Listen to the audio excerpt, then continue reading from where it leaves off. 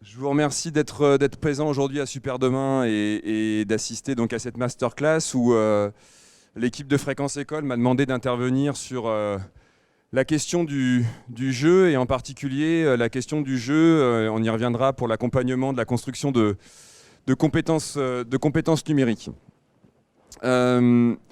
Très rapidement, vous me reconnaîtrez, j'enlève le masque 2 secondes. Sous forme d'avatar, je me présente rapidement parce que ça permet toujours quand même de situer la personne qui vous parle. Je suis d'abord professeur d'histoire-géographie. Je revendique d'abord cette professionnalité-là, qui est ma première professionnalité. Voilà, j'enseigne aujourd'hui au lycée La Martinière-du-Cher dans le 9e arrondissement de Lyon. Et puis j'ai la chance également d'être depuis de nombreuses années déchargé à la délégation régionale académique au numérique. Et c'est plutôt dans ce contexte-là que j'interviens auprès de vous, dans la mesure où je suis à la fois chargé de projet recherche et innovation, et dans lequel j'accompagne notamment des expérimentations et des projets de recherche universitaire. Et je suis là pour faire un petit peu le lien entre ce monde universitaire et le monde du terrain, et de voir comment la recherche et le terrain peuvent travailler ensemble pour davantage d'efficacité pédagogique. Et puis dans le cadre de mon travail, j'ai également des valences du côté de la ludification, de l'éducation aux médias et à l'information. Et par ailleurs, bien entendu, je peux être amené à faire des formations auprès des collègues enseignants. Peut-être que d'ailleurs, peut-être parmi vous, j'ai pu en croiser peut-être déjà certains, soit en établissement, soit ailleurs. La question du jeu, c'est quelque chose que j'intègre depuis très très longtemps dans ma pratique, quasiment depuis le début de ma carrière. D'abord parce que je suis un joueur invétéré de jeux de société et de jeux vidéo, même si aujourd'hui j'ai moins le loisir de pouvoir m'adonner à ce type de pratique. Mais j'ai aussi été amené dans ma carrière à concevoir des jeux. C'est le moment pub, hein, c'est un moment sur YouTube, il y a la pub qui s'affiche, donc c'est les 2 secondes, après vous avez le droit d'appuyer. Voilà, donc notamment un petit jeu qu'on a mené avec le réseau Canopé qui s'appelle Voxapolis, qui est disponible notamment dans tous les lycées de l'académie, hein, pour mémoire, qui est un jeu qui porte notamment sur les pratiques électives et qui permet d'expérimenter avec les élèves l'impact des différents modes de scrutin dans le cadre d'une élection. Voilà, donc j'ai été aussi amené dans ma carrière à être à la conception de jeux. Voilà, donc rapidement je passe là-dessus et j'aimerais commencer mon introduction en vous demandant un petit peu de vous positionner autour de cette première affirmation qui est de est-ce qu'on apprend en jouant, point d'exclamation. Alors, j'ai envie de dire, quels sont ceux qui sont totalement d'accord avec cette affirmation? Est-ce que vous pouvez rapidement lever la main? Ouais, donc, en fait, j'ai pas de quoi compter là, mais il y a une grosse majorité. Quels sont ceux qui ne sont pas du tout d'accord avec cette affirmation?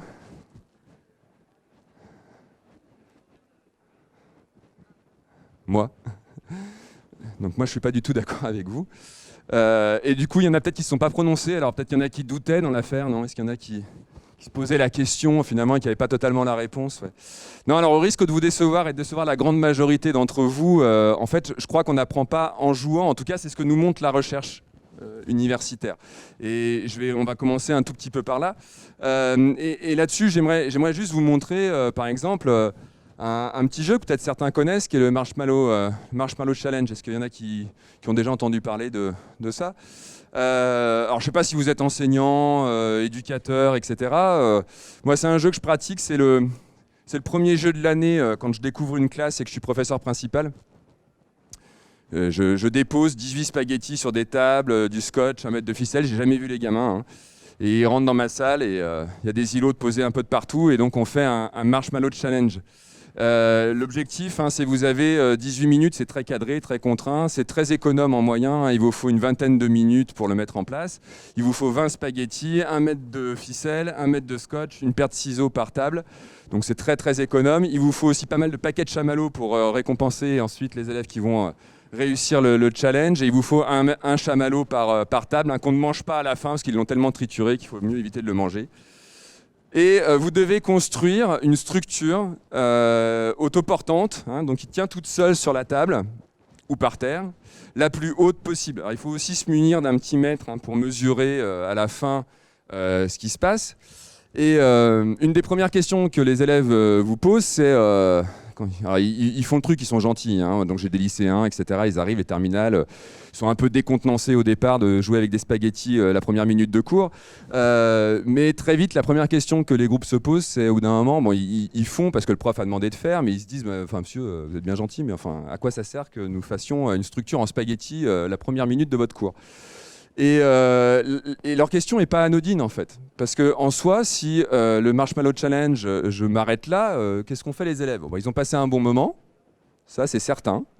Ils se sont amusés, c'est quand même le principe même d'un jeu. C'est quand même de s'amuser. La question fondamentale, c'est ont-ils construit un apprentissage ? Ont-ils appris quelque chose ? Très clairement, ils n'ont pas appris à construire une structure avec des spaghettis. Ils n'ont pas non plus réfléchi physiquement, véritablement au poids du chamallow. Ils ne se sont pas posé la technique de savoir si la ficelle servait à quelque chose, parce que très régulièrement, ils se servent de la ficelle pour faire des petits nœuds, mais ils ont oublié que les ingénieurs et architectes s'en servent pour faire des haubans et pour tenir des mâts et des antennes, par exemple, très hautes, et que la ficelle peut servir finalement à faire monter la structure. Et en fait, ils n'ont absolument rien appris, sauf si, à un moment donné avec eux, je reviens sur ce qu'il s'est passé pendant le jeu, et puis sur les analyses qui ont pu être faites de ce jeu à grande échelle par des scientifiques, notamment aux États-Unis. C'est-à-dire que si à un moment donné, je ne leur montre pas, par exemple, que dans le processus, par exemple, alors je ne vais peut-être pas vous montrer celle-là d'abord, je vais commencer par celle-ci. Dans les analyses qui ont été faites du jeu, on montre en fait qu'on l'a fait avec différents types de catégories de personnes. Et en fait, vous avez ici, sur le graphique, là, vous avez la moyenne de réussite, c'est par hauteur de tours obtenus avec le chamallow qui est au bout. Et en fait, ce qui est assez intéressant, c'est qui sont ceux qui réussissent le mieux. Alors bien entendu, très loin devant, les spécialistes et les experts. Bon, forcément, ils ont des compétences techniques, des connaissances scientifiques, etc. La deuxième catégorie qui réussit le mieux, ce sont les enfants. Alors, plutôt les enfants de fin de maternelle, en gros les enfants qui ont entre 5 et 8 ans. Voilà. Ceux qui réussissent le moins, j'espère qu'il n'y a pas d'étudiants d'école de commerce ou que ceux qui ont fait des grandes écoles à 50 000 balles sont présents ici, mais ceux qui réussissent le moins, ce sont les étudiants d'école de commerce. Et ce qui est encore plus intéressant dans l'analyse, c'est que si vous mettez des présidents, directeurs généraux d'entreprises ensemble, alors, ils sont relativement pas très bons. Par contre, si vous mettez le PDG avec son équipe de direction, son directeur marketing, son directeur financier, etc., c'est-à-dire qu'avec tout son staff de direction, eh bien, ils arrivent à battre les enfants. Et en fait, ce qui est assez intéressant, c'est pourquoi. Alors, on voit bien le rôle des experts, c'est assez clair. Ils ont des connaissances techniques et scientifiques qui leur permettent de réaliser la tâche qui leur est demandée. Mais ce qui est intéressant, c'est que pourquoi est-ce que les PDG dans cette condition-là réussissent mieux ? Tout simplement parce qu'ils font appel à des connaissances multiples et que parce que chacun a des compétences différentes, ils vont mettre à profit et qu'ils ont l'habitude de travailler en équipe, ils vont mettre à profit leurs compétences dans le cadre de la tâche qui leur est demandée. Et donc ils vont réussir. Et les enfants, et c'est là où j'en viens à ma diapo de tout à l'heure, les enfants, en fait, qu'est-ce qui se passe ? Eux, ils sont dans un processus qu'on appelle itératif d'essai-erreur. Et ce qui est très intéressant, si on compare la stratégie des joueurs d'étudiants d'école de commerce, l'étudiant d'école de commerce, qu'est-ce qui se passe ? En général, il va se dégager du groupe un leader qui va avoir un business plan, une idée, que les autres vont appliquer. Et quand on regarde quand est-ce qu'ils posent le chamallow dans leur structure, elle apparaît quasiment aux alentours des 3 dernières minutes. C'est trop tard, en fait. C'est trop tard pour s'apercevoir du poids que le chamallow exerce sur le spaghetti. Et en général, qu'est-ce qui se passe ? On a fait son business plan et le business plan se casse la gueule parce que le poids du chamallow n'a pas été pensé. Alors que les enfants, si vous regardez, les enfants, eux, à partir de la... En gros, les enfants, c'est entre la première et la 3e minute, ils ont déjà posé le chamallow au bout d'un spaghetti. Et puis après, ils se démerdent. Ils essayent de monter, et ils bricolent, et puis par essai-erreur, ils tâtonnent, et puis par processus itératif, progressivement, ils arrivent à faire tenir leur structure. Et en fait, c'est hyper intéressant, parce que si vous analysez ça avec vos élèves, là, vous dégagez des éléments d'un travail, par exemple, coopératif ou collaboratif en équipe. Des équipes qui doivent être composées de personnes avec des compétences différentes. La question du processus itératif de l'essai-erreur, c'est-à-dire que le processus d'apprentissage en classe, c'est aussi d'essayer déjà de faire et puis après, éventuellement, de se tromper. Et donc là, vous voyez, dans ma première séance en fait, de travail, de prise en main d'un groupe, alors en même temps, c'est un exercice de team building parce que c'est très intéressant. Les élèves ne se connaissent pas forcément. Forcément, quand on fabrique quelque chose ensemble, il y a des interactions. Moi, ce qui est très intéressant aussi pour moi, c'est que ça me permet très vite, en tant qu'enseignant, de voir mes personnalités d'élèves. Quels sont ceux qui sont en retrait, quels sont ceux qui sont les leaders, comment s'organisent les groupes, quelles sont les relations qu'ils peuvent avoir entre eux. Et en fait, je suis déjà en train de profiler tout doucement, mais sûrement, une véritable connaissance du public que j'ai en face de moi. Et de manière extrêmement économe et extrêmement rapide. Donc tout ça pour vous dire qu'en fait, on apprend en jouant uniquement avec un certain nombre de conditions. D'accord ? Et c'est ces éléments-là que j'aimerais plutôt percevoir avec vous. Donc on peut retenir déjà une première idée, c'est que c'est une grosse infox de penser qu'on apprend en jouant. La question qu'il va falloir qu'on se pose, et c'est vraiment la problématique que j'aimerais aborder avec vous, c'est finalement à quelles conditions au pluriel le jeu va être effectivement source d'apprentissage. D'accord ? Et du coup, je déroulerai en 3 temps. Le premier, c'est, on a déjà commencé à l'évoquer, c'est le rôle fondamental. Hein, et ça, c'est notamment les travaux d'Eric Sanchez, qui est universitaire aujourd'hui en Suisse, à Fribourg, qui a longtemps été lyonnais, qui a donc notamment travaillé sur la question du jeu, et en particulier du jeu dans la situation scolaire.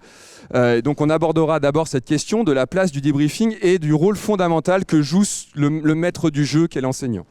Dans un second temps, je vous proposerai de regarder un tout petit peu les conditions qui peuvent faire que le jeu ou une situation ludifiée est source de motivation et d'engagement chez les élèves notamment, et à quelles conditions.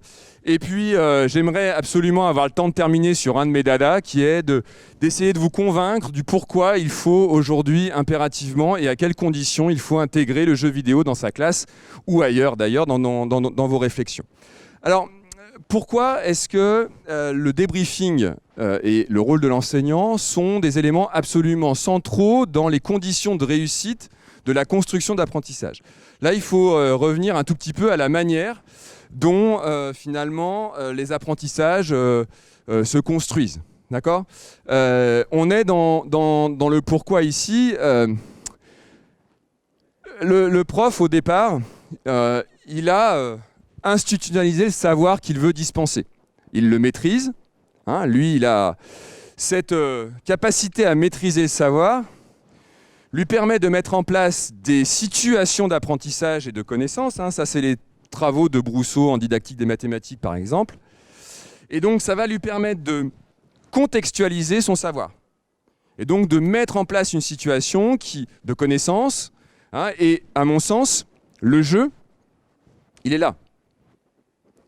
Hein, le savoir que je cherche à faire acquérir, il est là. Et le jeu, c'est une mise en situation de mes apprentissages. Mon Marshmallow Challenge n'est qu'une mise en situation. Mais cette contextualisation de mon savoir, par exemple de compétences coopératives, collaboratives, d'équipe, etc., si je veux que mes élèves, de cette mise en situation et de cette connaissance, en fassent un savoir, c'est-à-dire en fasse quelque chose qui soit institutionnalisé pour eux et qui puisse, par exemple, ce qu'on appelle transférer dans une autre situation. C'est-à-dire que mon idée du Marshmallow Challenge, c'est lorsque je vais les faire travailler en classe, en groupe, de manière collaborative et coopérative, que les stratégies qu'on a vues mises en œuvre dans le Marshmallow Challenge soient transférées par les élèves dans cette situation de coopération, de travail de groupe en classe, par exemple. D'accord ? Et donc, il va falloir que je décontextualise et recontextualise tout ça pour en tirer un savoir. Et c'est là où, si je ne fais pas ce petit temps fondamental de débriefing avec eux, c'est-à-dire si à un moment donné, je n'explicite pas la situation de jeu, parce qu'en soi, le jeu, il n'y a pas d'explicitation. Si vous jouez avec vos enfants le dimanche au Monopoly, si vous commencez en leur disant « Bon, chérie, viens, on va faire du calcul mental », déjà, vous cassez toute la mécanique du jeu et le plaisir que va avoir le Monopoly pour votre enfant. Si par contre vous savez pertinemment que parce qu'il va vous rendre la monnaie, qu'il va compter les billets, votre gamin de 6 ou 7 ans il va faire des progrès en calcul mental et en calcul littéral et en décompte, etc. Très bien. Mais il y a un moment donné aussi où peut-être que si vous ne prenez pas le temps avec lui à la fin du jeu, d'expliciter, par exemple, comment est-ce que tu as fait pour me rendre la monnaie, quelles sont les stratégies que tu as utilisées pour calculer, il aura passé un très bon moment, mais il n'aura pas explicité le savoir qu'il a mis en place. Et donc le débriefing, il va véritablement avoir ce rôle, ce rôle fondamental. Je prends un exemple ici. C'est un petit jeu que j'ai fabriqué pour mes élèves en sciences numériques et technologiques où je dois aborder la question de la géolocalisation. Alors c'est un petit jeu que vous pouvez trouver sur le site d'histoire-géographie de l'Académie de Lyon qui s'appelle OSM Omega, qui plonge les élèves dans une petite aventure où ils doivent, à partir d'un certain nombre d'énigmes, empêcher notamment un algorithme de détruire toutes les cartographies numériques mondiales. Et donc ils mènent une enquête, ce sont les agents Est et Ouest qui doivent du coup mener une enquête, etc. Et donc ils ont tout un tas d'opérations et qui visent pour moi en fait à développer chez eux des compétences numériques. Par exemple, la première énigme qu'ils ont à résoudre, c'est pour rejoindre notamment un ordinateur qu'on a repéré et donc le géolocaliser, il faut qu'ils activent la géolocalisation de leur appareil et de leur smartphone. Donc ils ont un smartphone virtuel. J'ai pris le loisir de mettre de l'Android et de l'iOS parce que j'ai des élèves qui sont équipés de l'un ou de l'autre. Donc en fonction de leur appareil, en fait, à eux, ils peuvent choisir le système qui leur convient. Et donc la première chose à faire, c'est comment est-ce que je fais pour activer de manière précise ou non la géolocalisation de mon appareil photo. D'accord ? Donc ils vont mener tout un tas d'opérations de ce type-là. Et la question, c'est, une fois qu'ils ont joué, il va être extrêmement important j'ai ma situation qui met en jeu des connaissances, et à un moment donné, il va falloir que je revienne avec eux, que je décontextualise cette connaissance pour la ramener. Et il va falloir en fait faire ce que j'appelle, moi, à un moment donné, je rentre dans le jeu, et il faut que je sorte du jeu. Et il n'y a que si je sors du jeu que les apprentissages vont se construire. Si j'en reste au jeu, j'apprends rien. Je ne peux apprendre que si, en gros, c'est ce que nous dit assez bien Eric Sanchez, la situation de jeu n'est pas explicite. Et quelque part, du coup, il y a dans cette configuration-là, et c'est là où on voit le rôle fondamental de celui qui mène la situation pédagogique d'apprentissage, qui est l'enseignant. Le rôle, il est absolument fondamental. Pourquoi ? Parce qu'en fait, vous avez trois grandes phases. Ça, ce sont trois grandes phases que Eric Sanchez a bien démontrées. Vous en avez une première qui contextualise cette mise en situation d'apprentissage. C'est-à-dire, en gros, l'enseignant, c'est quels sont mes objectifs pédagogiques, quels sont les apprentissages que je veux que mes élèves mettent en œuvre dans ce jeu, qu'est-ce que je veux finalement institutionnaliser comme terme de savoir, et en même temps, il y a aussi les choix du coup que je fais, le choix du jeu, les règles que je mets en œuvre, le temps que ça va prendre, etc., etc. Mais j'ai, dans la mise en situation ludique, une véritable intention pédagogique, qui est de construire des savoirs, en passant par le médium et le support que va être le jeu. La deuxième phase qui est fondamentale, c'est le déroulement du jeu. Petite précision là-dessus, le jeu et la mise en situation.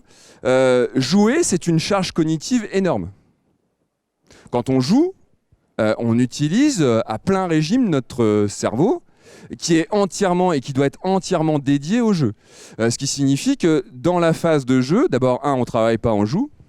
Parce que si vous commencez avec les élèves par un jeu en leur disant on va travailler, c'est tout à l'heure comme vos enfants avec le Monopoly, viennent faire du calcul mental. Vous perdez tout le monde. Quand on joue, on joue.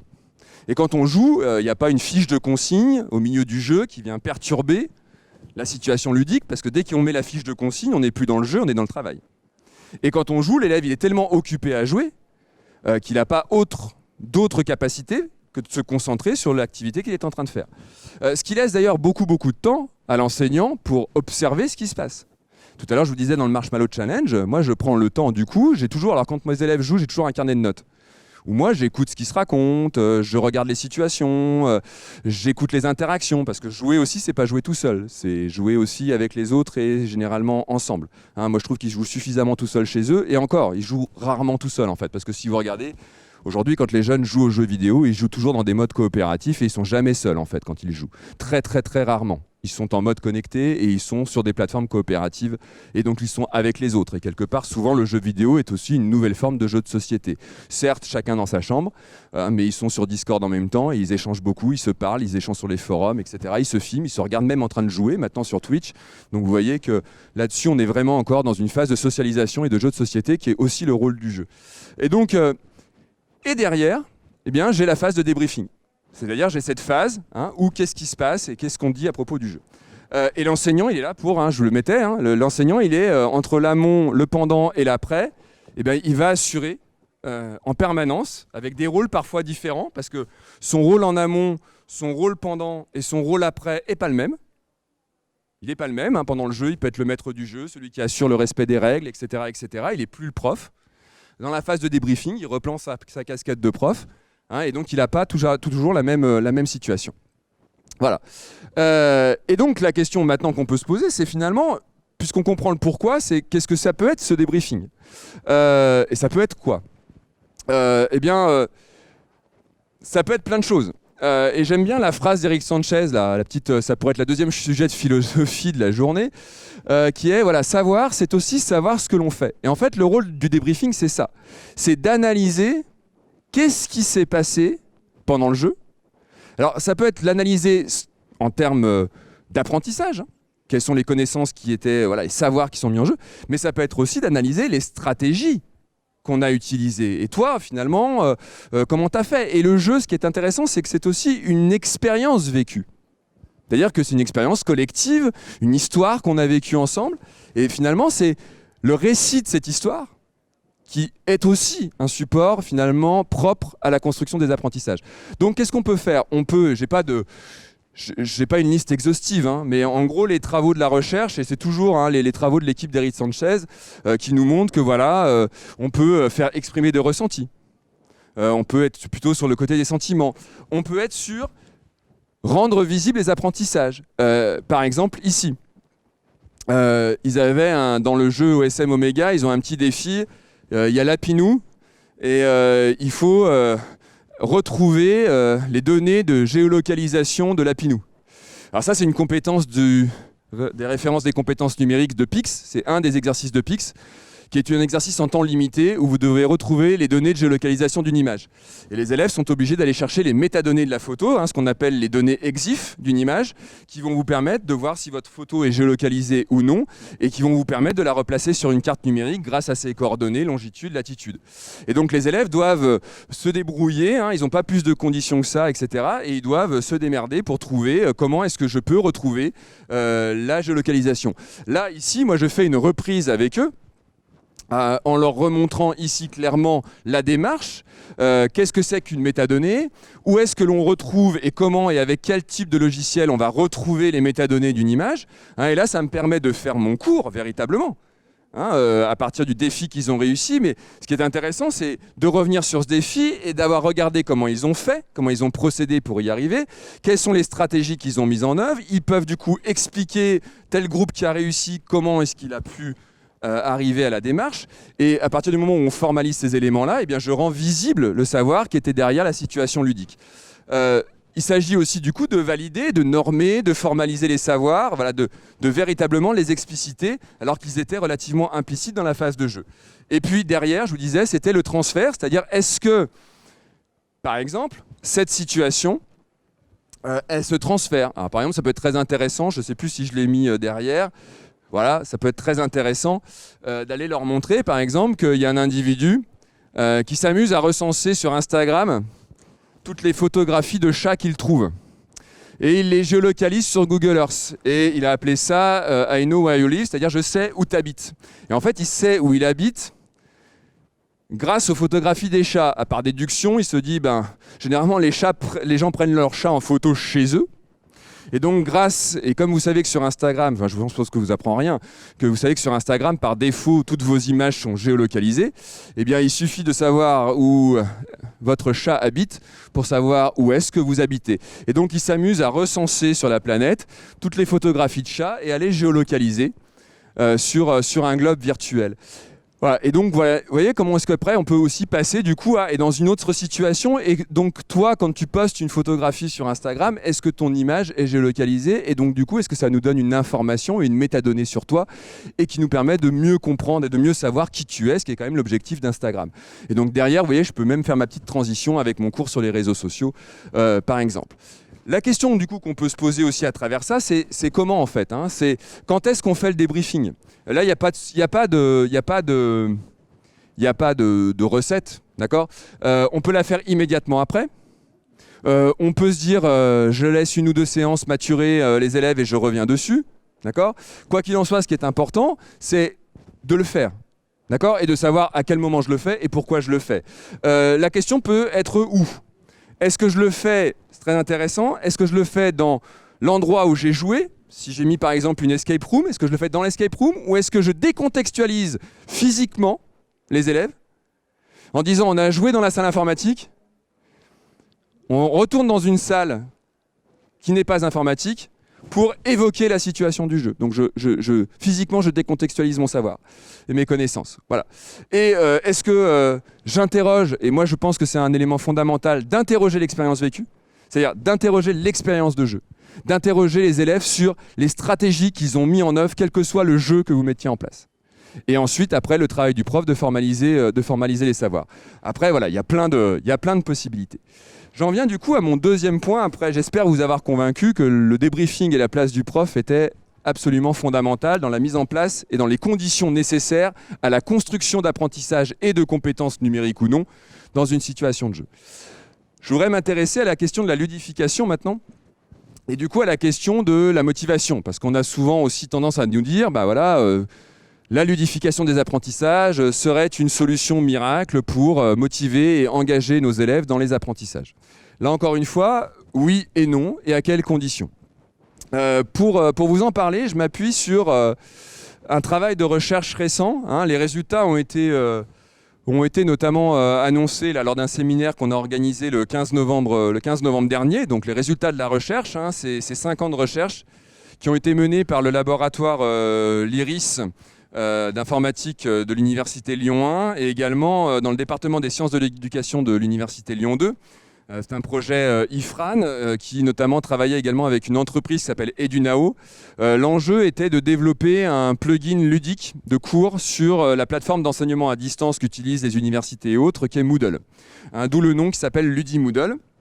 Et l'expérimentation qui a été menée, elle a été menée avec des élèves de 4e de l'académie, en mathématiques, sur un objet extrêmement rébarbatif pour les élèves et extrêmement compliqué pour les profs de maths à aborder, qui est le calcul littéral. Et la question, c'était est-ce que, par des mécaniques ludiques, on pouvait engager et motiver des élèves dans un objet complexe et rébarbatif, qui est le calcul littéral, dans un niveau d'âge qui est particulièrement démotivé, que sont les élèves de 4e. Hein. Les élèves de 4e, à part leur nombril, il n'y a pas grand-chose qui les motive. Hein.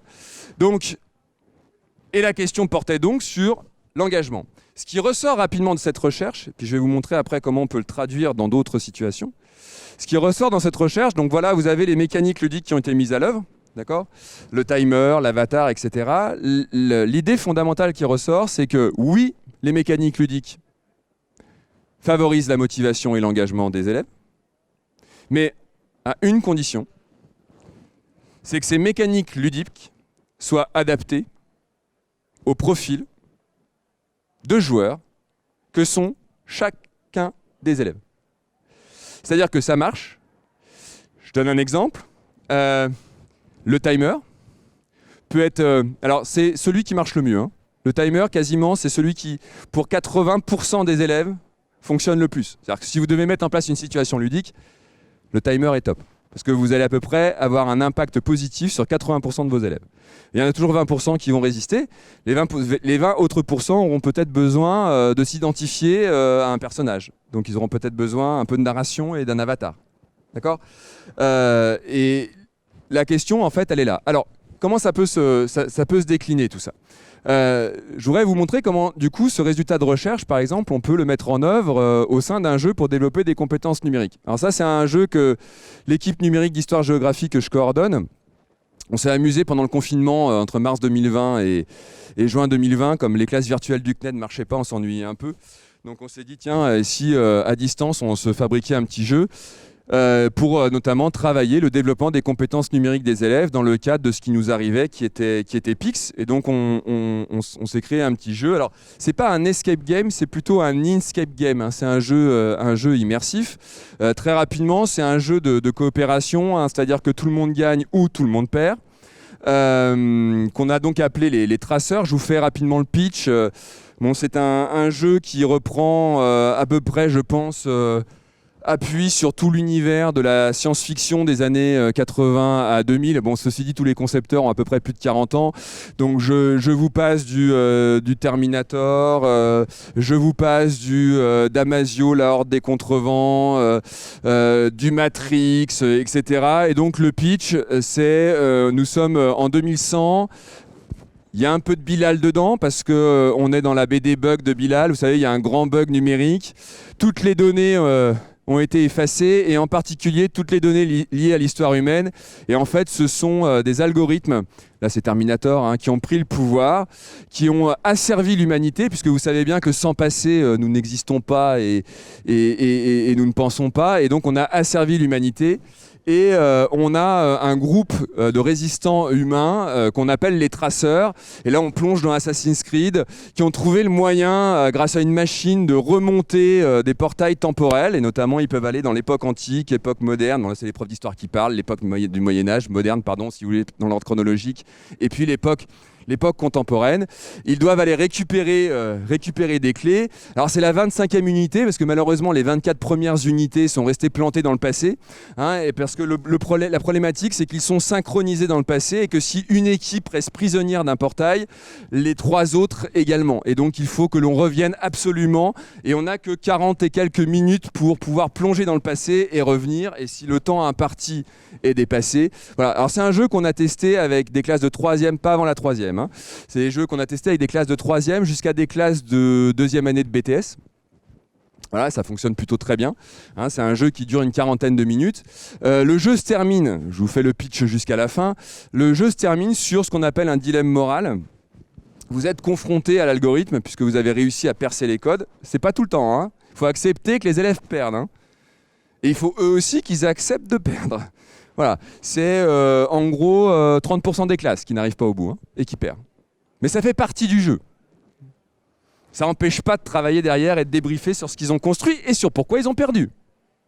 C'est très important, parce que l'échec peut être aussi une source de savoir. Et donc la question, donc ils rencontrent cet algorithme, et cet algorithme essaye et tente une dernière fois de les séduire. Et donc il leur propose, et c'est le premier temps du débriefing, l'algorithme leur propose un marché en leur disant, écoute, je suis hyper puissant, je t'offre richesse, puissance, savoir, si tu me maintiens en vie. Et la question qui est posée, c'est est-ce qu'on détruit, est-ce qu'on appuie sur le bouton destruction ou est-ce que l'on ne détruit pas? Et là, ce qui est intéressant, c'est qu'on peut engager un premier échange avec les élèves, un premier débat sur qu'est-ce qu'on fait, hein, et quelle position et pourquoi, avant de prendre une décision majoritaire et démocratique.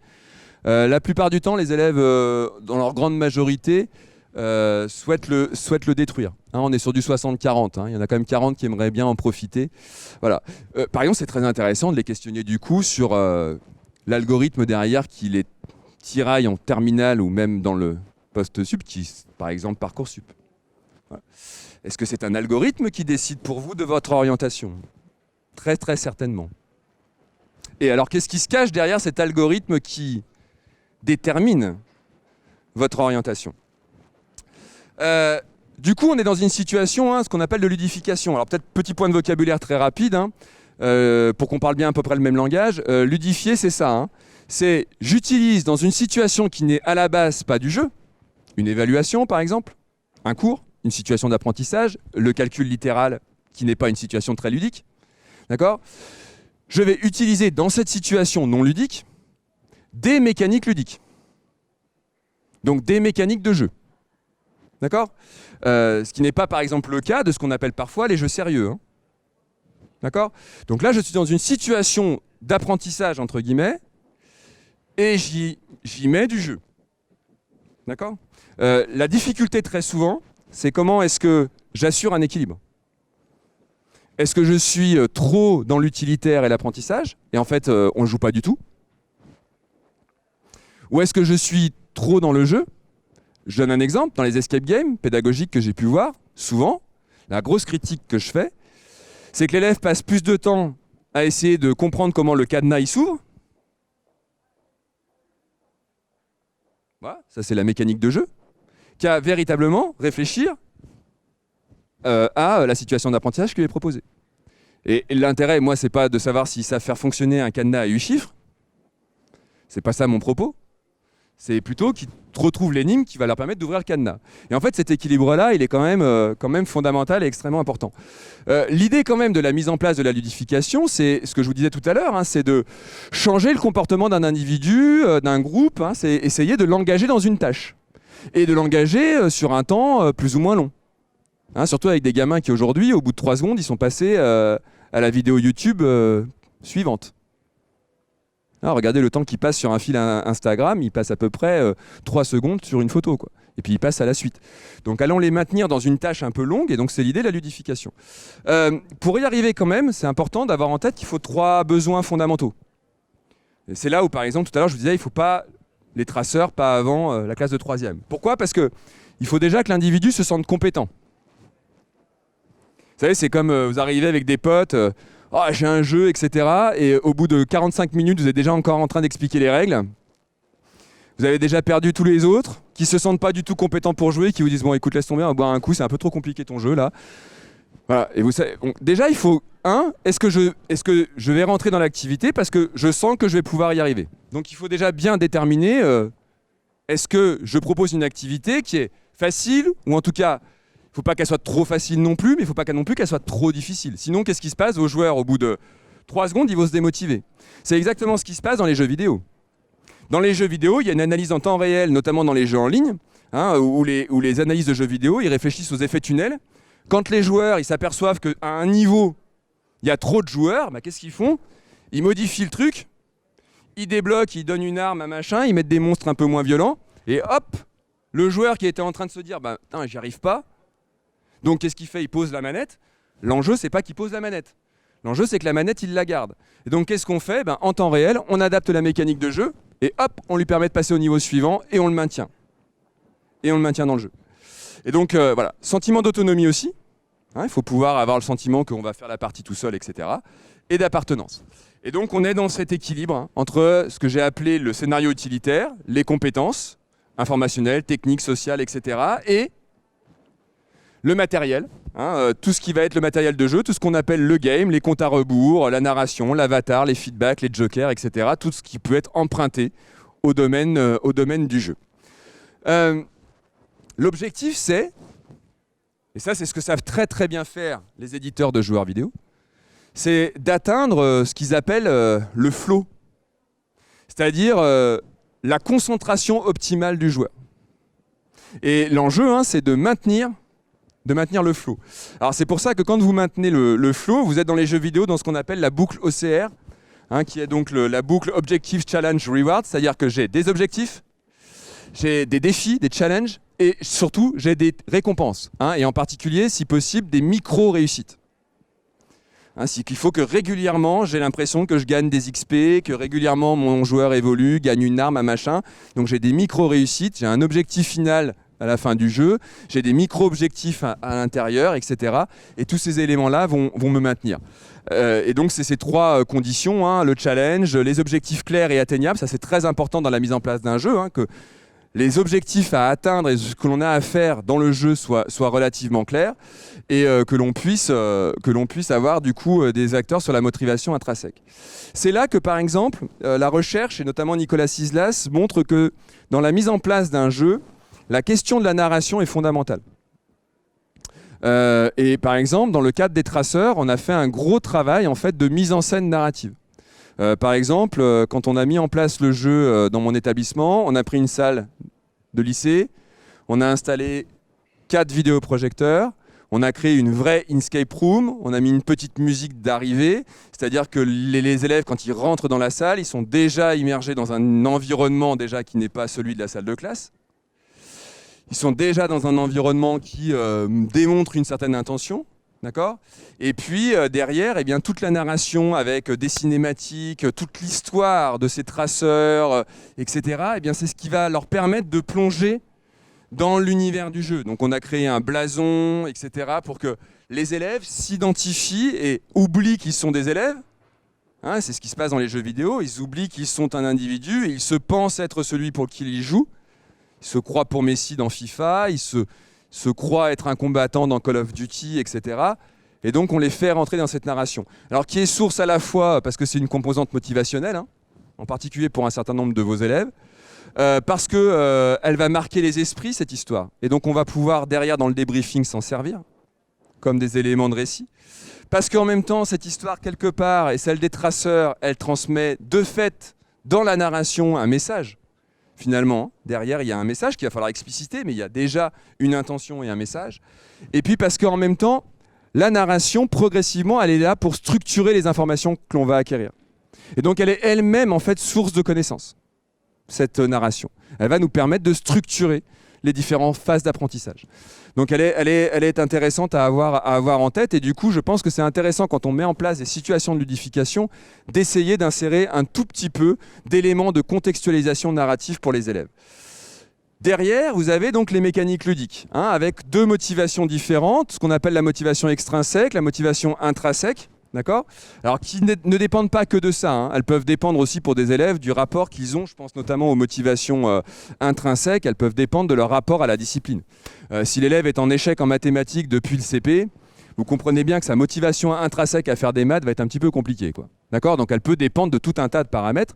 Si on s'intéresse à la question du jeu, dans les motivations extérieures, vous allez avoir le rôle des badges, des récompenses, du timer, de l'avatar, etc. De l'autre côté, vous allez avoir des défis, de la curiosité, il faut que ça fasse sens pour eux, la narration, la coopération, l'autonomie, tout un tas d'éléments qui vont favoriser plutôt la question du long terme. C'est-à-dire qu'il faut bien avoir conscience que de mettre en place des petits badges, un avatar, des niveaux et un timer, là vous êtes sur du court terme. Si vous voulez un engagement un peu plus long, eh bien, il va falloir que dans votre situation ludifiée, il y ait un peu plus de paramètres que ça.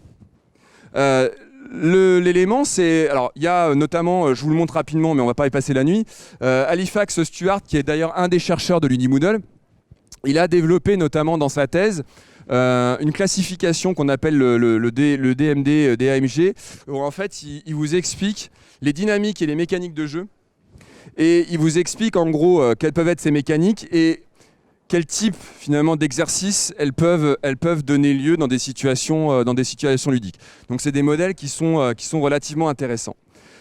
Mais ludifier, c'est un peu plus que ça. Et là, on va aller sur un autre terme. Alors je vous passe le débat scientifique. On va aller sur un terme qui est plutôt la ludicisation. Ludifier et ludiciser, c'est pas tout à fait la même chose. Et donc, qu'est-ce que c'est que ludiciser ? Eh bien, si la ludification, elle s'intéresse davantage à l'objet jeu, à ses mécaniques, ce que les anglo-saxons, vous savez, les anglo-saxons, nous on a un peu de mal en France, le jeu, ça désigne l'objet, mais ça désigne aussi l'action. Les anglo-saxons, ils ont le game et le play. Dans la ludification, vous vous intéressez au game, à l'objet, aux mécaniques ludiques. Dans la ludicisation, vous vous intéressez au play. Vous vous intéressez au jeu, en train de jouer. Et donc, du coup, ce qui est intéressant, c'est de voir que la motivation, elle vient davantage du play que du game. Et que, c'est ce que dit Henriot, hein, le jeu, c'est une intention, c'est une attitude ludique. Et que du coup, c'est là-dessus qu'on peut s'intéresser. Et ça nous renvoie en fait aux êtres humains. Ça nous renvoie à nos profils du Marshmallow Challenge de tout à l'heure. Ça nous renvoie au fait que qui sont mes élèves ? Et que si je veux adapter mes situations ludiques, il faut que j'ai conscience que dans ma classe, je retrouve la typologie. Alors il y a plein de modèles, hein. Vous avez un modèle notamment de joueurs qu'on appelle le modèle Exad, qui repose d'ailleurs sur cette typologie de Bartle en 1996. Mais en gros, dans votre classe, vous avez des tueurs, hein, les compétiteurs, les killers. En fait, eux, leur seul truc, c'est je joue, c'est pour tuer tout le monde et surtout pour être le premier. D'accord ? Et souvent, ce sont les mauvais joueurs qui vont vous faire un scandale s'ils ne sont pas premiers. Vous en connaissez tous autour de vous, hein, d'accord. Vous avez ceux qu'on appelle les accomplisseurs. Hein, ils sont là parce que justement, il y a un truc global à accomplir et ils ont envie d'aller jusqu'au bout de la tâche. Vous avez les sociaux. Alors, eux, ils sont pas là du tout. Eux, ils jouent parce que socialement, c'est cool. On discute, on interagit, on s'amuse ensemble. Voilà, jeux de société, etc. Hein, et vous avez les explorateurs. Eux, ce qui leur plaît, hein, typiquement, par exemple, dans Fortnite, hein, ceux qui y vont pour danser, juste pour retrouver leurs potes et pour voir les choses, et ils explorent le monde. Hein. Beaucoup les filles dans Fortnite, elles y vont pour, voilà, elles se baladent dans la forêt, elles découvrent des petits trucs, mais elles y vont pas pour tuer tout le monde. Hein. Donc voilà. Donc vous avez les explorateurs. Et ce qui est intéressant, c'est quand vous regardez, il y en a qui s'intéressent plus au contenu. Il y en a qui vont être plutôt dans le jeu, donc il va leur falloir des trucs, le timer, le bidule, le machin. Il va leur falloir de la narration, etc. Et puis, il y en a qui sont dans l'action et il y en a qui sont dans l'interaction. Et du coup, votre situation ludique, il va falloir que si vous voulez qu'elle soit efficace, qu'elle s'adapte. Alors par exemple, dans Ludimoodle, ils ont inventé un truc génial, c'est qu'ils font un questionnaire de départ. Ils interrogent, donc ils font un questionnaire très scientifique, avec des échelles de Likert où ils demandent un certain nombre de questions aux élèves. Et en fait, du coup, ils ont un algorithme qui fait que les élèves répondent. Et en fait, le résultat du questionnaire, on va leur dire, voilà, toi, c'est cette mécanique ludique-là qui va être adaptée à toi. Donc ça va être le timer, toi, ça va être l'avatar, toi, ça va être des badges, toi, ça va être ça.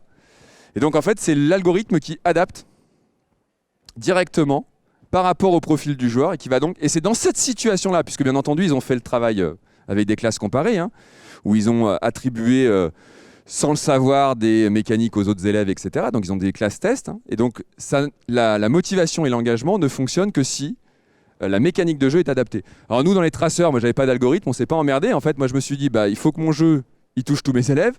Donc qu'est-ce que je fais? Dans les traceurs, j'essaie de mettre en place une situation ludique qui prenne en compte tous les joueurs. Donc un peu de compétition, un peu de défi, de la narration, de l'exploration, des interactions, de la compétition, etc. Donc j'essaie de répondre en fait finalement à tous mes profils d'élèves sans forcément savoir qui ils sont. Quand vous les faites jouer, vous pouvez vous amuser, c'est très intéressant, mais vous reprenez ma typologie, vous les regardez jouer et vous allez voir que vous allez pouvoir compléter votre typologie. Ça vous donne je trouve que la situation de jeu vous donne aussi à connaître les individus avec qui vous travaillez en fait. C'est très intéressant aussi comme données analytiques pour comprendre comment fonctionne le groupe en fait. Qui sont vos leaders, qui sont voilà, comment et attention, il y a une catégorie dont on n'a pas parlé parce qu'elle n'est pas dans les typologies, mais attention, chez vos élèves, il y a aussi, alors eux on les appelle les disrupteurs. Il y en a peut-être ici. C'est ceux qui n'aiment pas jouer. Et eux on les appelle les disrupteurs parce que vous savez, en général, c'est ceux qui n'ont pas envie de suivre les règles. C'est en général ceux qui vous bousillent le moment de jeu parce qu'ils font n'importe quoi. Voilà. Mais vous en avez, ils sont pas nombreux, mais parmi vos élèves, il y en a. Il y en a. Et souvent, l'élève très, très scolaire. Souvent, le meilleur de la classe. Parce que jouer à l'école, c'est quand même pas sérieux, monsieur. C'est quand même pas le lieu. Franchement, c'est pas un cours, votre truc. Hein. Voilà. Et ça le dérange beaucoup. J'en arrive à mon troisième focus. Il me reste 20 minutes. Parce que je vous ai dit, je voulais arriver au bout, je voulais vous présenter un petit peu. Ah, on n'est pas dans les conditions, mais ça fait longtemps que vous êtes assis là. Peut-être qu'on peut essayer de descendre, pousser un peu, non? Ça vous dérange de vous lever? Je vous propose un petit débat mouvant. Vous connaissez le débat mouvant? Ouais, venez vers moi, on va pousser les chaises. Je lisais un article récemment dans Télérama où un chercheur expliquait que nos élèves étaient trop sédentaires et qu'il fallait qu'en classe ils se lèvent. Alors, je me dis que c'est pareil pour vous et que ça va vous faire du bien. Parce que là, vous étiez en pleine phase digestive, j'en voyais qui était en train de s'endormir au fond. Donc il fallait que je trouve un truc pour... Bon, alors, vous connaissez le débat mouvant? Non? Bon, alors, il y a deux types de débats. Vous avez le débat mouvant, on appelle ça aussi la rivière du doute. Vous avez également ce qu'on appelle parfois le débat des quatre murs. C'est assez intéressant. C'est le même principe. Alors l'idée d'abord, c'est d'être debout. C'est vachement bien pour interagir et discuter. Et puis en fait c'est assez intéressant pour voir comment les gens se positionnent et puis pour avoir une idée de la répartition des gens, de la manière dont ils se positionnent. Bon, on pourrait le faire avec du numérique, mais je trouve que physiquement c'est vachement intéressant d'avoir l'engagement du corps quand on est debout. Ça n'a rien à voir avec le jeu, ce que je suis en train de vous dire. Le débat des 4 murs, c'est le même principe, sauf que vous écrivez, il y a plus de nuances, parce que dans le débat mouvant, il n'y a que 2 nuances, hein, aux rivières du doute. En gros, alors moi là on va être plutôt sur un vrai faux, hein, mais je suis d'accord en fait, et totalement d'accord ou je suis pas d'accord, et vous avez le droit de douter. Hein. Dans le débat des 4 murs, vous avez 4 niveaux d'échelle. Vous avez d'accord, plutôt pas d'accord ou vraiment pas d'accord. Et donc en fait vous allez positionner, on parle de débat des 4 murs, parce que chaque coin d'une salle correspond à un positionnement. L'intérêt du débat mouvant, c'est qu'on peut argumenter, on a le droit aussi de se déplacer. C'est pour ça qu'on parle de débat mouvant, c'est-à-dire qu'au gré des arguments, je peux choisir de passer d'un camp ou à un autre. D'accord ? Ça peut être un excellent moyen de faire un débriefing de jeu, hein, par exemple. Voilà. C'est comme ça que je fais le débriefing sur voilà, qui pense que parmi ces catégories-là, ont remporté le Marshmallow Challenge et on se positionne, etc. Donc ça peut être intéressant. Donc vous avez compris que à ma droite, c'est vrai, à ma gauche, c'est faux, au milieu, vous doutez. Première affirmation. Le jeu vidéo est le premier médium culturel en France. Est-ce que c'est vrai ? À ma droite, est-ce que c'est faux ? À ma gauche, est-ce que vous n'en avez rien à secouer au milieu ? Enfin, vous avez le droit de douter. Alors mettez-vous bien au milieu.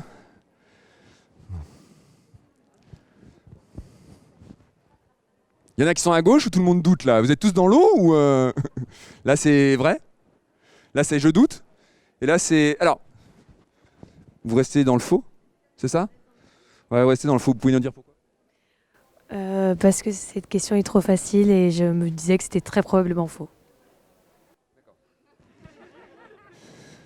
Un autre argument ? Moi, je pense pas que ce soit le premier média culturel. Vous doutez pourquoi ? Parce que ça prend pas en compte les différences d'individus. Disons que l'âge compte aussi. Et alors pourquoi là, la grande majorité ? Est-ce que l'un d'entre vous peut dire, par exemple... Parce que parmi les 10 produits culturels les plus vendus en France, je crois que 5 ou 6 sont des jeux vidéo tous les ans. Ouais, c'est ça. Il y en a qui connaissent les statistiques, hein, on voit les joueurs de jeux vidéo. Hein, voilà. Donc effectivement, la première réponse, c'est effectivement que c'est vrai. Alors pour moi, c'est un premier argument, hein, à la question de l'intégration du jeu vidéo en classe. C'est-à-dire qu'aujourd'hui, je ne conçois pas comment le premier média culturel français... je prends mon exemple de cours d'histoire, hein, parce que je suis prof d'histoire, donc je parle de ce que je fais, mais on pourrait en parler en mathématiques, en sciences physiques, etc. Mais quand on a un produit qui est aussi massif que ça, je me rappelle, j'organisais il y a 4-5 ans une table ronde au rendez-vous de l'histoire de Blois et j'avais la chance d'avoir invité à la table ronde Jean-Clément Martin qui est un grand historien français, certainement peut-être le plus grand historien de la Révolution française et qui notamment a participé comme conseiller scientifique à la série du jeu Assassin's Creed Unity. Et Jean-Clément Martin, j'aime toujours ce qu'il racontait à cette table ronde. Il disait, écoutez, il est âgé, hein, et c'est pas un joueur de jeux vidéo, Jean-Clément. Hein. Et il disait, il y a une centaine de personnes au mieux qui lisent mes ouvrages. Il y a quelques milliers de personnes, c'était à l'époque, vous savez, il y a le film qui était sorti, Un peuple et son roi, sur Louis XVI, vous vous rappelez, avec, comment il s'appelle, l'acteur de la Comédie Française, j'ai perdu son nom là. Qui est un peu drôle là, enfin bon. Et il dit il y a des milliers de personnes, voilà, en France seulement, hein, qui vont voir ça, et il y a des millions de joueurs partout sur la planète qui vont construire leur histoire de la Révolution française par Assassin's Creed Unity. Voilà. Et d'ailleurs, hein, rappelez-vous, si vous vous rappelez, quand Notre-Dame a brûlé, la première chose qu'a fait Ubisoft, de manière mécène, grandiose mais commerciale, la première chose c'est qu'ils ont livré des versions gratuites du jeu téléchargeables pour qu'on puisse admirer la reconstitution qui avait été faite, fausse à l'époque, hein, puisque je vous rappelle que la flèche en plomb qui a brûlé était de Viollet-le-Duc au 19e siècle, mais que c'est quand même l'image que l'on a de Notre-Dame et que du coup dans Assassin's Creed en 1789, où on chante la Marseillaise avant 1792, bien entendu, où le peuple de Paris est en permanence en révolution, est en train d'haranguer la foule, où la guillotine, qui n'arrive pas avant 92, tourne déjà à plein sur la place de Grève en 1789, où il y a des mecs qui ont des hautes formes parisiens du 19e siècle, mais peu importe les anachronismes. En fait, c'est pas bien grave, parce qu'il faut bien comprendre que qu'est-ce qu'on cherche ? On cherche à immerger des joueurs du Japon, des États-Unis, etc., qui ont cette représentation, et qu'en fait, finalement, il faut qu'ils se plongent dans cet univers-là. Il n'empêche que, d'un point de vue de la reconstitution du Paris de l'époque et de l'atmosphère, par exemple de la rue du Paris de l'époque du XVIIIe siècle, c'est absolument fabuleux, et y compris dans la qualité de la reconstitution de Notre-Dame de Paris. Donc c'est effectivement, je crois, un premier élément qui me semble fondamental. Je vous ai mis 5 milliards de chiffre d'affaires en 2018, avec des augmentations absolument faramineuses. Les livres, c'est seulement 4 milliards. La musique et le cinéma, c'est seulement 1,5 milliard de chiffre d'affaires en France. Et d'ailleurs, il y a une autre preuve qui est intéressante, c'est qu'au début, beaucoup de jeux vidéo adaptaient les films. Aujourd'hui, c'est l'inverse. Aujourd'hui, on adapte à partir du jeu vidéo des ouvrages, des BD et des films. Et ça devient donc le premier vecteur, finalement, de la culture, et en particulier, effectivement, chez les jeunes. Alors, on parlait des âges, puisque vous disiez que vous hésitiez selon des catégories, je crois, tout à l'heure, pour ceux qui hésitaient.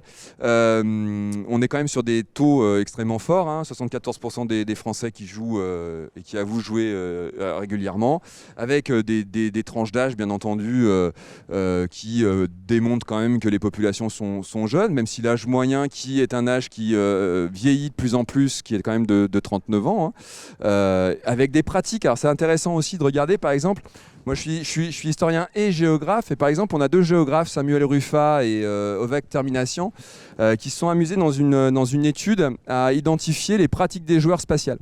Et c'est intéressant, c'est-à-dire que finalement, la pratique du jeu vidéo, effectivement, en France, elle est très diverse selon les âges, elle est très diverse selon les milieux socio-professionnels.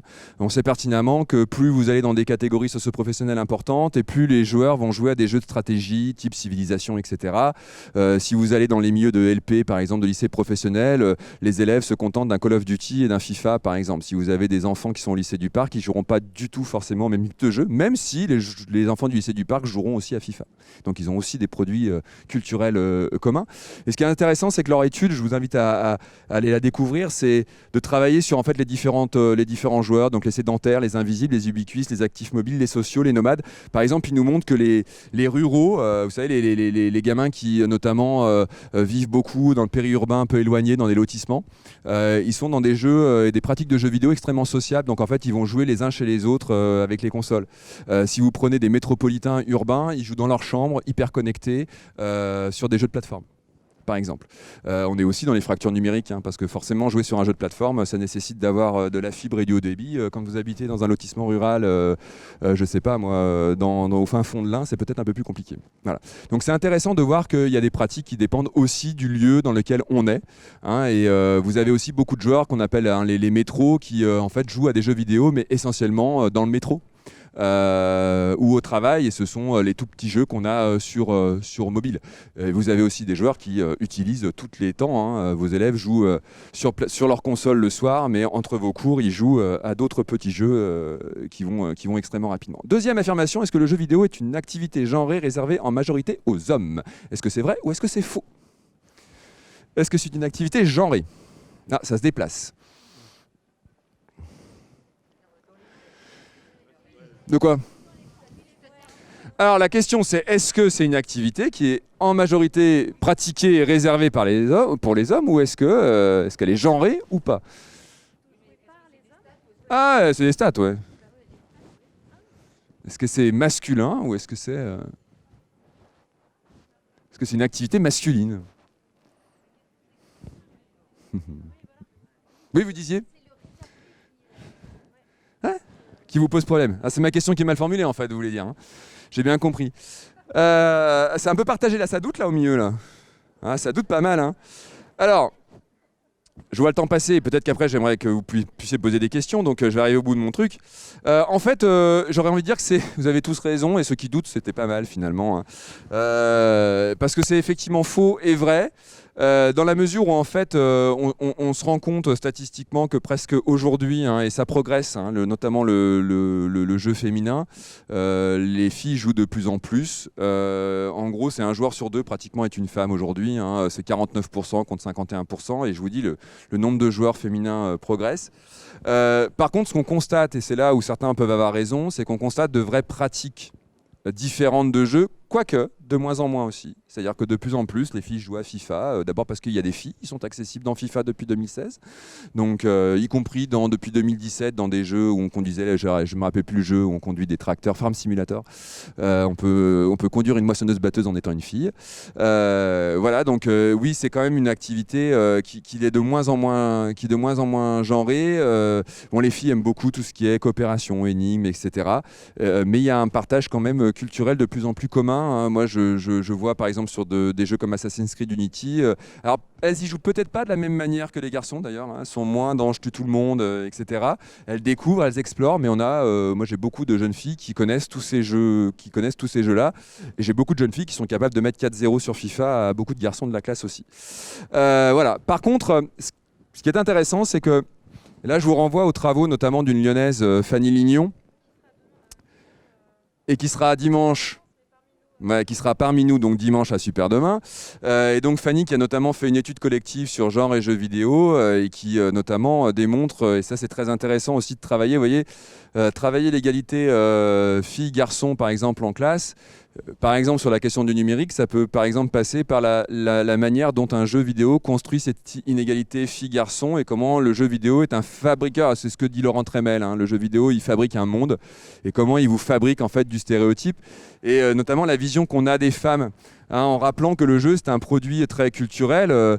Voilà la jaquette de FIFA 2016, c'est la première fois qu'il y a des femmes de football.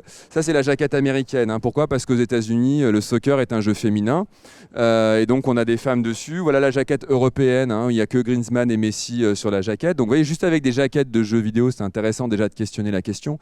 C'est encore intéressant aussi de regarder comment par exemple le personnage entre les années 90 et 2010 de Lara Croft évolue. Comment elle passe avec des seins boum boum comme ça, un truc, et comment son physique en fait va profondément évoluer et comment du coup l'esthétique ou la vision qu'on a de l'esthétique de la femme évolue en simplement 20 ans à travers le personnage de.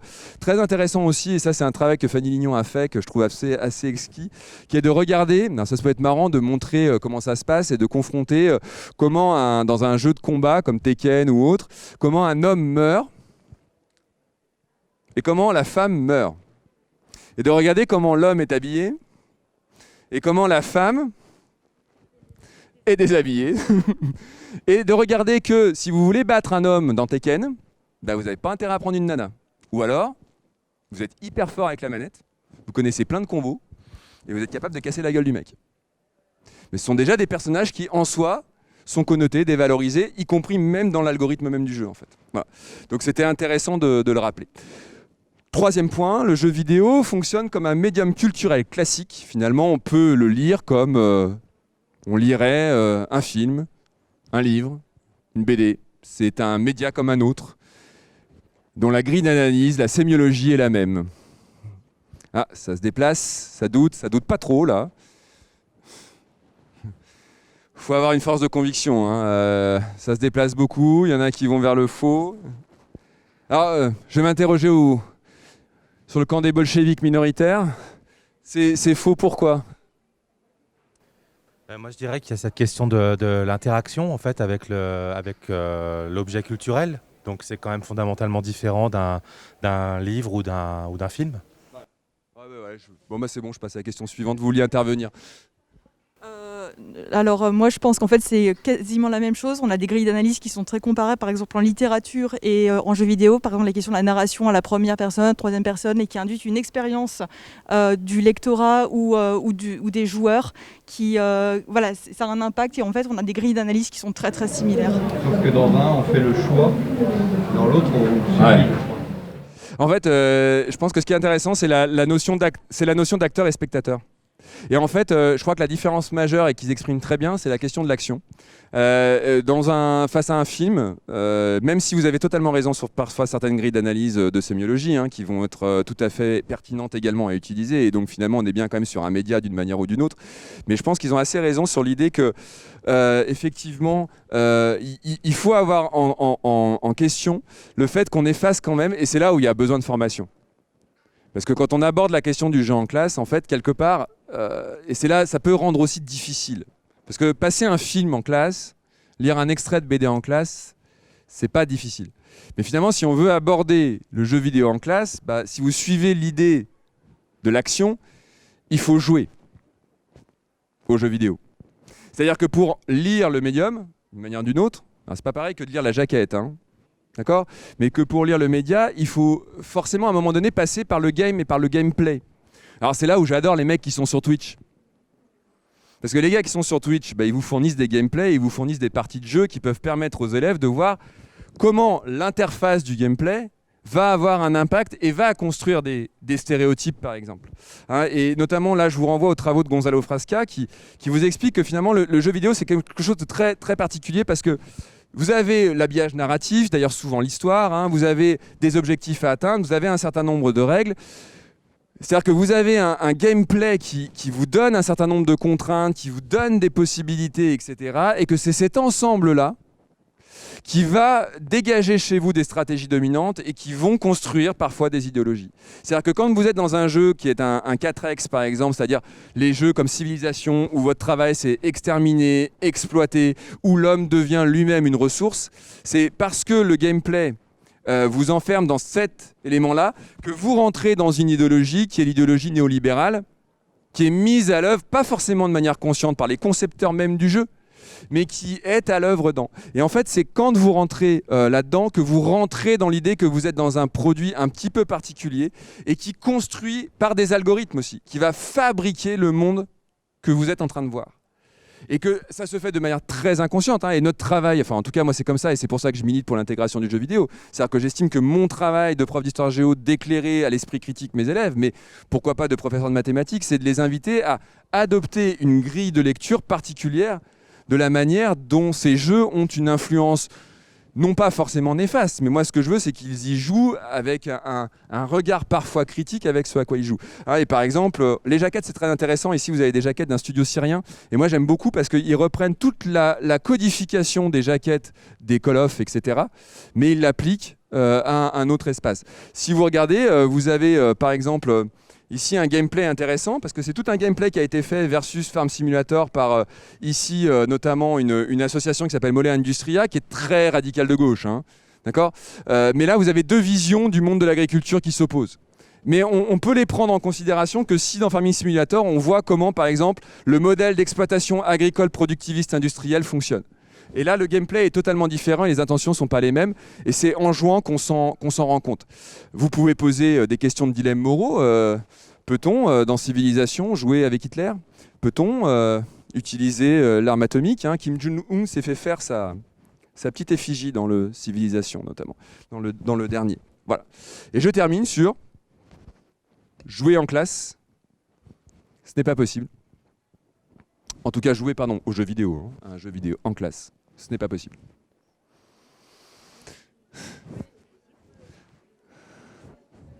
Je vous demande si ce n'est pas possible, si on ne peut pas jouer en classe aux jeux vidéo. Est-ce qu'à votre avis, on peut ne pas jouer ? Voilà. Oui, non. Est-ce que vous pensez que c'est possible ? À ce moment-là, ça sera non. Est-ce que vous pensez que c'est pas possible ? À ce moment-là, ça sera oui. Donc si c'est possible, c'est non. Si c'est pas possible, c'est oui. Voilà, moi je vous disais, c'est encore une fois, je pense que c'est difficile de trancher. Dans le non, il y a plein de freins. Les problèmes liés en classe à l'environnement numérique, c'est-à-dire qu'avant que j'ai une PS5 dans mon cours, par contre, il y a des vieilles consoles type PS3, PS4 qui commencent à être accessibles, mais Voilà, ça peut être très contraignant de devoir mettre en place un jeu comme Assassin's Creed. Les licences sont chères, il faut des moteurs puissants. Les jeux sont souvent très longs. Exploiter une longue séance de civilisation sur votre cours d'histoire, autant dire que je finis pas le programme, parce que pour arriver au bout et que civilisation devienne intéressant, il faut au moins 30 heures de jeu. Donc je suis à peu près à 6 mois déjà de mon année, donc ça va être compliqué. Les contenus sont parfois inadaptés, c'est-à-dire qu'on peut se poser la question, est-ce que sur un PEGI de moins de 18, moi avec des élèves mineurs, est-ce que je vais jouer? Ça peut être complexe. La question, je vous disais, du coût, parce que mine de rien, ça a un coût, un jeu vidéo, 75 € le jeu, c'est complexe. Mais moi, je maintiens la nécessité, parce que c'est, à mon sens, jouer aux jeux vidéo en classe ou entamer une réflexion avec eux sur des gameplays, etc., c'est leur permettre d'exercer leur esprit critique, c'est leur permettre de construire une éducation aux médias et à l'information, c'est leur permettre de construire des compétences numériques, puisque c'était l'objet aussi de mon intervention. Et il y a peut-être des conditions qu'on peut rappeler qui sont toujours les mêmes finalement, quelle que soit la situation de jeu que vous mettez en place. On retrouve le rôle essentiel du professeur. Dans quel contexte ça se fait, quelle scénarisation pédagogique, quelle intention vous y avez, comment vous me les mettez en œuvre, etc. Comment vous favorisez autour du jeu la coopération, etc. C'est-à-dire que par exemple, moi je serais plutôt partisan qu'on ait une console et qu'on joue tous ensemble, avec 1 ou 2 élèves qui ont une manette, et qu'on joue pendant 20 minutes tous ensemble, et que peut-être les choix que le joueur va faire soient des choix collectifs. Je pense par exemple à un jeu sur une migrante syrienne où on suit une histoire qui s'appelle, je crois, Mon Amour, qui est un jeu sur smartphone. Vous projetez ça au vidéoprojecteur, vous avez des choix à faire, et ce qui est hyper intéressant aussi, c'est le dialogue que l'on engage en classe sur quel choix on fait collectif de notre personnage. Et qu'est-ce qu'on choisit collectivement comme parcours d'histoire. Et donc je pense que jouer tous ensemble, alors c'est possible aussi, et l'essentiel je pense que c'est ça, c'est de jouer.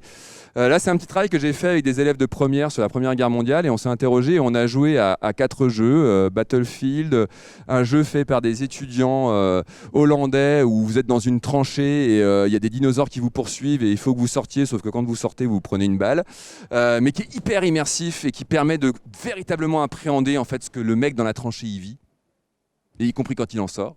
On a joué à un jeu qui a été réalisé par des reconstituteurs et qui est extrêmement précis, etc. Alors, on en a fait une petite revue en ligne, un petit Sansevier Junior sur la Première Guerre mondiale. On a mené toute une analyse critique à la fois des gameplays, des mécaniques et du coup de la vision que ces jeux construisaient de la Première Guerre mondiale. Voilà, je vous remercie de votre attention. Si vous avez quelques questions, je suis à votre disposition. Est-ce qu'on peut jouer à traceur de sources sans être à l'éducation nationale? Comment on récupère le jeu? Alors, c'est une bonne question. Les traceurs, il est sur le site d'histoire-géographie de l'Académie de Lyon, qui s'appelle Canabae, qui est le nom de la confluence romaine, le nom latin de la confluence. Donc vous le retrouvez dessus. Et pour y accéder, en fait, vous verrez, on a développé un livret pédagogique que vous trouverez dans la page consacrée aux traceurs. Et dans le livret pédagogique, vous accédez aux différents liens du jeu, aux différents modes aussi. Parce qu'on a un mode un peu plus histoire-géo, avec un début pour débloquer les portails, un début où on doit placer sur une frise des grands repères d'histoire du monde. Mais il y a un mode où vous pouvez directement rentrer avec une cinématique. Donc vous avez dans le livret tous les liens qui vont bien et tout le descriptif pour le mettre en œuvre et éventuellement des pistes pour débriefer. Parce qu'il y a différentes façons de débriefer l'aventure des traceurs. Voilà. Et pour information, l'épisode 2 des traceurs devrait, sous une autre forme, on sera plutôt sous le livre dont vous êtes le héros. Ça sera Genesis, ça sera la genèse des traceurs aujourd'hui. Qui devrait sortir au mois de mars-avril sur le même site. Voilà. D'autres questions peut-être? Non, je sais pas. Vous proposez de jouer sur des jeux commercialisés. Est-ce qu'il y a une réflexion sur je sais pas, la création d'un jeu Alors il y a aujourd'hui, et en particulier à la DRAN à Lyon, on a un dispositif qui s'appelle Jeux Fabrique. On travaille notamment avec une association qui s'appelle Fusion Jeunesse et on travaille également avec des éditeurs de jeux et en particulier Ubisoft, et dans laquelle en fait on propose un concours de fabrication de jeux vidéo par des élèves. Et les élèves sont accompagnés dans le cadre de ce concours par des professionnels du jeu vidéo. Donc ça s'appelle, vous pouvez retrouver les références du concours, ça s'appelle Jeux Fabrique. Donc c'est mis en place sur l'Académie de Lyon. Donc oui, il y a effectivement des expérimentations qui sont menées pour amener les élèves à fabriquer des jeux vidéo. Vous avez aussi beaucoup de collègues qui, notamment dans la vague de l'escape game, se lancent dans la fabrication d'escape game avec leurs élèves. Aussi, ce qui est très intéressant aussi, parce que finalement, concevoir avec eux des situations ludiques, c'est aussi une manière pour eux de contextualiser des apprentissages. Donc, c'est-à-dire que c'est un moyen d'évaluer finalement s'ils maîtrisent les apprentissages pour être capable, avec ces apprentissages, de fabriquer un jeu. Et je pense notamment, par exemple, à un travail qui est fait par le réseau Marguerite, avec une application, la mobile, qui va sortir, qui s'appelle Oh My Food, et qui est un jeu qui a été créé entièrement par des élèves, mais qui propose aussi du coup de fabriquer en fait les questions du jeu qui vont ensuite être jouées en classe, et qui est un jeu qui repose sur tout ce qui est le système agroalimentaire, les modes d'alimentation, etc. Voilà, ça s'appelle Oh My Food, donc c'est un jeu de plateau qui, l'application numérique devrait sortir au mois de janvier, et qui a été mis en place par des professeurs de l'Académie de Lyon et l'association qui est le réseau Marguerite, qui travaille sur la transition alimentaire. D'ailleurs, jeu financé par la métropole de Lyon. C'était le deuxième instant pub YouTube. Voilà. Donc oui, ça se fait. Je me posais la question plus spécifiquement, élargir un peu, parce qu'en bibliothèque, on ne peut pas accompagner sur le long terme dans ce genre d'animation. On accompagne sur 1h30, mais on n'a pas 6 mois pour connaître notre public, etc. Du coup, c'était plus sur le court terme, comment accompagner le développement des compétences numériques sur un public qui n'est pas tout le temps le même et qui n'a pas les mêmes niveaux d'attente également de tout ça. Ouais. Alors, la question, c'était dans les publics de bibliothèque où le public a un turnover très important. En fait, je crois que en fait, on peut avoir la même question finalement en classe, entre guillemets. C'est-à-dire que la question du format du jeu, en fait, et du temps qu'on va avoir pour débriefer est fondamentale. Donc en fait, si sur 1 heure de cours, 50 minutes, 55 minutes de cours, comptez la mise en place, la fin de votre truc, il vous reste 35-40 minutes au bas mot. Donc du coup, la question en fait de quand est-ce que vous allez débriefer, donc ça pose la question du format du jeu. Et pour moi, et par exemple Voxapolis avait été conçu comme ça, le format idéal c'est une 20aine de minutes. Parce que vous mettez en place une situation ludique finalement de mise en situation, etc. Et vous faites ce jeu d'une 20aine ou 30aine de minutes, et derrière, avec votre public, il vous reste une demi-heure, 3/4 d'heure pour débriefer, questionner, etc. Et ce format-là, et par exemple, là, les traceurs, c'est un format plutôt 40 minutes de jeu, ce qui vous laisse relativement peu de temps, si ce n'est que la séance prochaine, hein, c'est pas grave, mais voilà. Mais pour votre public qui s'en va, c'est plus compliqué. Et la version, par exemple, 2 des traceurs, on la conçoit pour un temps de jeu de 20 minutes. C'est-à-dire pour une exploitation. Je pense, par exemple, quand vous jouez à un jeu qui s'appelle ISIS The End, hein, c'est ISIS, c'est Islamic State of Iraq and Syrian, qui est un jeu qui est ce qu'on appelle un news game, donc un jeu informatif. Hein. D'ailleurs, c'est intéressant de voir que les médias aujourd'hui, et dans toutes les écoles de journalisme, vous avez un département maintenant et des unités de valeur qui sont dédiées à la fabrication de jeux d'information. Et ce qui est assez intéressant de regarder, c'est que les médias s'emparent du jeu quand ils doivent expliquer des choses complexes. Et le jeu est aussi le moyen de parfois un médium qui permet de passer finalement et d'expliquer ou de faire passer des choses extrêmement complexes. Et donc ce jeu, il a été fabriqué par des étudiants, vous le trouvez en ligne, hein, Isis The End. Et c'est un jeu qui a été fait par des étudiants de journalisme. Et vous incarnez une équipe qui enquête sur des jeunes radicalisés. On est en 2025. Et vous suivez, en fait, vous avez 4 personnages. Vous en choisissez un. Mais donc ce qui est intéressant dans le groupe, c'est quand vous avez un groupe classe, vous mettez des élèves sur l'un, sur l'autre, etc. Ils ont des profils très différents. Et en fait, vous allez explorer les profils de ces gens-là et vous allez en fait essayer d'empêcher qu'ils partent en Syrie. Et donc votre travail d'enquête, c'est de vous rapprocher le plus possible d'eux, mais parfois pas trop, parce que si vous êtes trop près, ils se cassent. Voilà. Et en fait, vous allez mener votre enquête. Et ce qui est hyper intéressant dans le jeu, c'est que ça dure 20 minutes, à peu près, l'expérience ludique. Et en fait, derrière, vous avez 40 minutes pour demander à chacun de raconter qui il a rencontré, pourquoi elle est partie, pourquoi il a réussi à qu'elle parte, qui il a rencontré, comment ils ont mené l'enquête, quels sont les profils des gens. Et en fait, sur la question par exemple d'un phénomène extrêmement complexe et plutôt très vif que peut être la radicalisation, et ça aussi c'est un rôle du jeu je trouve fondamental, vous avez un médium qui met à distance. Vous n'interrogez pas les individus, mais vous interrogez des individus entre guillemets fictifs dans un cadre de jeu. Et en même temps, vous avez un moyen de véritablement revenir. Et derrière, par exemple, vous avez dans le cadre du jeu, ils ont fait tout un tas de petites capsules vidéo, dont une qui est excellente de Serge Effez, par exemple, qui revient sur les processus de radicalisation. C'est-à-dire que vous avez un support derrière, vidéo, avec des témoignages réels, et là, vous pouvez débriefer. Et en fait, sur un atelier d'1h30 avec des jeunes, vous jouez 20 minutes, vous échangez une demi-heure, vous débriefez sur du contenu plus ou moins scientifique à partir de vidéos, et votre 1h30, elle est bouclée, et vous avez interrogé la question des phénomènes de radicalisation avec eux, par exemple, dans le cadre d'une expérience ludique. Et c'est pour ça que je trouve ce format, sur des temps très courts, il faut penser le format du jeu, et le penser relativement court, finalement. Voilà. Je pense que là, il y a la prochaine qui va arriver, et si vous devez aller à une autre... En tout cas, je vous remercie.